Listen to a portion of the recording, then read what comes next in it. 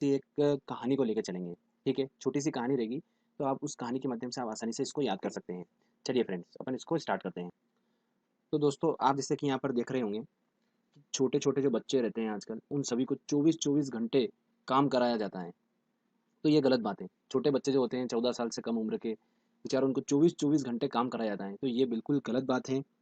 तो यही जो काम कराया जाता है, बच्चों को काम कराया जाता है ये और 24-24 घंटे, यही अपना आर्टिकल 24 जो है, दोस्तों ध्यान रखिएगा, आर्टिकल 24 यही बोलता है कि 14 साल से कम बच्चों जो उम्र के बच्चे हैं, उनको कारखानों किसी अन्य जोखिम भरे काम पे नियुक्त नहीं किया जा सकता है। तो ये आर्टिकल 24 बताता है।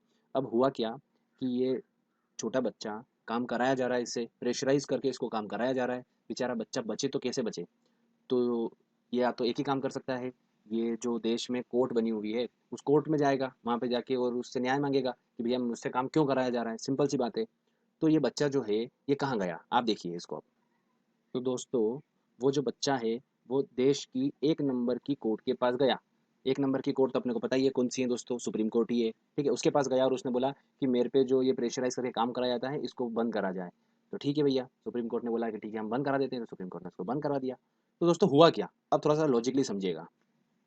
दोस्तों जो आर्टिकल 24 था, वो बच्चा कहाँ पर गया? वो गया देश की 1 नंबर की कोर्ट के पास गया दोस्तों। कहाँ गया? 1 नंबर की कोर्ट। तो क्या बन गया ये? 124। दोस्तों 124 ही आर्टिकल है जो बताता है कि देश में एक सुप्रीम कोर्ट का गठन होगा। मतलब याद रखिएगा, सुप्रीम कोर्ट के बारे में जिस आर्टिकल में बोला गया है, वो है 124। तो मैं आपको कुछ पॉइंट्स बताता हूँ। ठीक है? स्वतंत्र भारत के सुप्रीम कोर्ट का गठन 28 जनवरी 1950 दिल्ली में हुआ था। ध्यान रखिएगा दोस्तों, कहाँ पर हुआ था? दिल्ली में हुआ था। स्टार्टिंग में जो जजों की संख्या थी वो 7+1 थी, 8 थी। अब जो है वो 30+1 31 है। ओके फ्रेंड्स, ध्यान रखिएगा।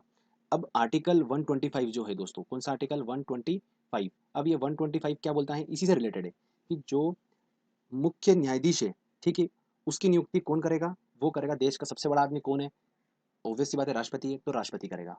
तो ये दो आर्टिकल थे, 124 और 125, जो कि इससे रिलेटेड थे।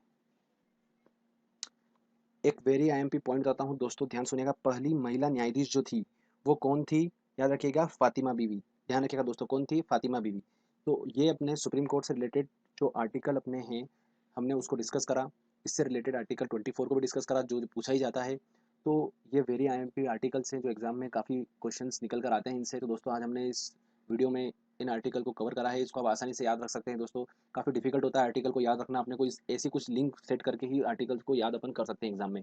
तो फ्रेंड्स, अगर आपको ये वीडियो अच्छा लगा है तो प्लीज़ मेरे चैनल को सब्सक्राइब करिएगा और इस वीडियो को लाइक करना ना भूलिए। थैंक यू दोस्तों।